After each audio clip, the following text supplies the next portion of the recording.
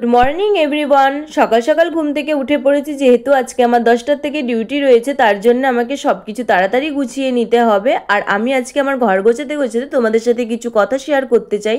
আমি অনেক দিন ধরে ভিডিও আপলোড করতে পারিনি, কারণ আমার ফোনটা অনেক বড় একটা প্রবলেম হয়ে গেছিলো। সেই কারণে আমাকে আগের ফোনটা চেঞ্জ করে আমাকে একটা নতুন ফোন নিতে হয়েছে। তো আমার যেহেতু আজকে সকালবেলাতেই ডিউটি রয়েছে, ওর জন্য আমি একটু ছাতু বানিয়েই খেয়ে নিয়েছি। তো আমি খেয়ে নিয়ে রেডিও হয়ে নিয়েছি, নিজের টিফিনও গুছিয়ে নিয়েছি।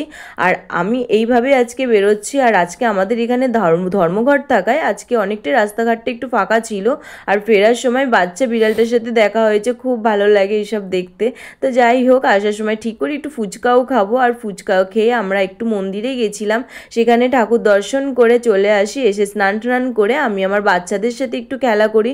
সে যত রাতই হোক না কেন, আমি ওদেরকে একটু সময় দিই। তারপরে আমরা সবাই মিলেই বসে আজকে একটা চানাচুরো নিয়ে এসেছিলাম, সেটা খেতে খেতে সবাই মিলে একটু গল্প করছিলাম, একটু হাসাহাসি করছিলাম। এই সময়গুলো অনেকটা হয়ে গেছে যে আমরা হয়তো আর একসাথে সময় এতটা কাটাতে পারি না।